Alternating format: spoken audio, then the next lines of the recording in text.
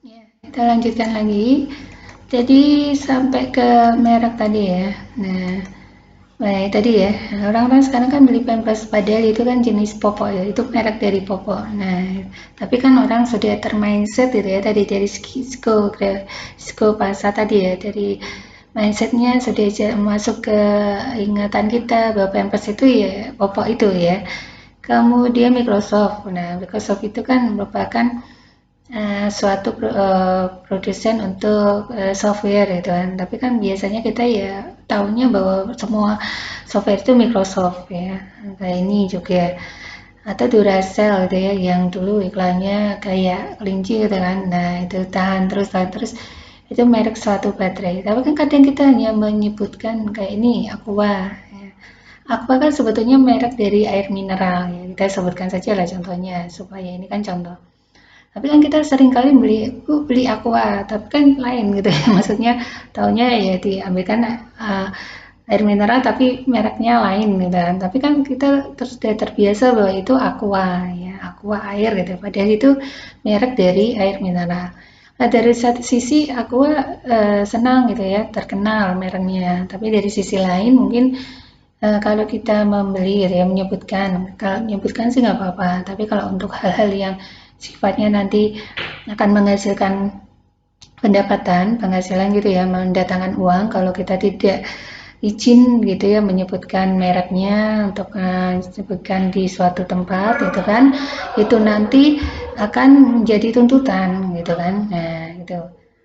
Nah, ini ada price ya, dari segi price, nah, penjual gitu ya, harga. Jadi jangan sampai nanti kita membuat barang yang mahal tapi tidak bermutu atau murah. Sebetulnya bagus ini, tapi murah gitu ya. Nah, kalau murah dalam arti yang tidak tidak rugi atau sesuai dengan modalnya sih nggak apa-apa. Tapi kalau ini biar aku kita murahin saja lah, murahin saja itu mungkin ya yang akan nanti yang merugikan kita. Kemudian strategi harga. Nah, ini ya.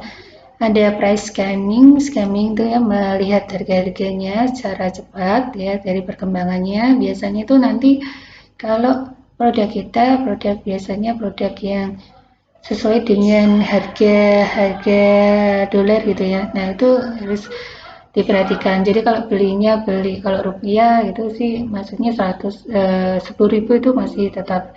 Tapi kalau sudah harga dolar, nah, kita kan beli kan dolar. Lah dolar itu kalau dikuruskan dengan rupiah itu kan ganti-ganti ya. Bahkan setiap jam itu bisa berganti nilai angkanya. Itu agak ini ya, mungkin agak agak merugikan bagi perusahaan-perusahaan yang nanti akan membeli barang itu dengan harga dolar atau menjual barang dengan harga dolar. Karena tadi kalau dolarnya tinggi pasti nanti kebutuhannya akan sedikit ya atau yang beli sedikit.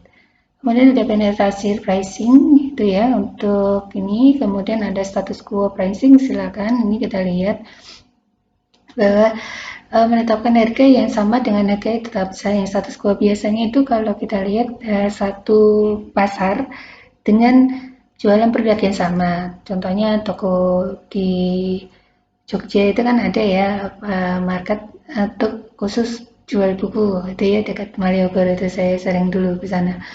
Itu nanti karena dia sama ya produknya sama yaitu buku, maka antar pedagang itu saling bekerja sama. Ya tidak saingan nanti kalau harus beli di sini enggak. Ada yang pembeli gitu ya tanya ada produk begini enggak gitu ya, oh carinya apa sih mbak, pasti nanti dia akan dicarikan ke tempat yang lain, ke penjualan lain, itu saling simbiosis mutualisme, contohnya saling bermanfaat.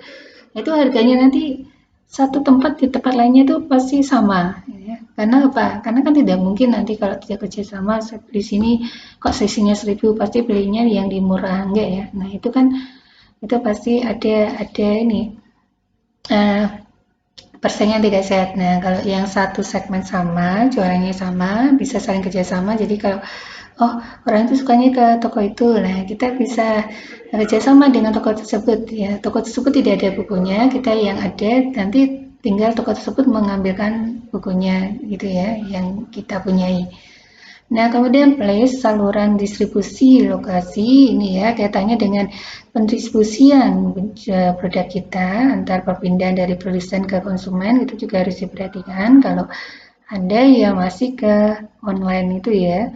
Kemudian jenis-jenis nih, ada yang produser langsung, ya orang tuh suka dengan jualan beli ke pabriknya. Kalau memang pabriknya itu yang industri rumahan itu bisa ya. Tapi kalau pabrik yang sudah skala skala internasional atau sudah yang mempunyai ini ya sertifikasi itu sulit ya Lita, pasti ada retailnya dijual di toko-toko dulu, ada juga nanti agennya ya macam-macam. Saat ini juga sekarang kita lihat ya produk kosmetik ya kosmetik itu tidak langsung kita dapatkan di toko, tapi kita beli di teman kita yang istilahnya retail itu ya, atau kemudian itu teman kita itu juga beli ke agennya gitu ya. Nah, wholesaler itu juga ini agennya. Nah, itu jadi bermacam-macam.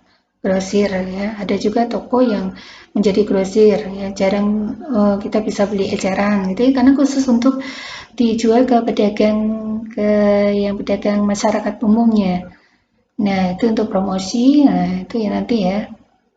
Nah, untuk bauran ini bisa dilakukan dengan cara tadi ya, advertising, iklan, kemudian ada PR, humas itu kalau jasa-jasa gitu ya, biasanya kita lihat ya, iklan atau humas itu seringkali di suatu instansi kita datang, kemudian ada humasnya, ada PR-nya yang atau mereka datang gitu ya, kita menjelaskan ada personal selling ya, atau yang SPG ya atau sales promotion girl atau yang lainnya ya. Terus ada sales promotion ini juga. Oke. Terus ada staff people. Nah, semua itu proses kita bisa lihat. Oke. Kita sudah sampai ke materi kedua untuk ini. Silakan dipelajari ya secara berulang-ulang, tidak hanya satu kali. Kemudian tentukan strategi pemasaran apa yang Anda gunakan untuk usaha Anda. Kemudian ada tugasnya, silakan dibaca di Kulino. Untuk itu, materi 2 sudah selesai. Saya ucapkan terima kasih. Selamat belajar untuk semuanya. Tetap jaga kondisi, jaga kesehatan selalu. Selamat siang. Assalamualaikum warahmatullahi wabarakatuh.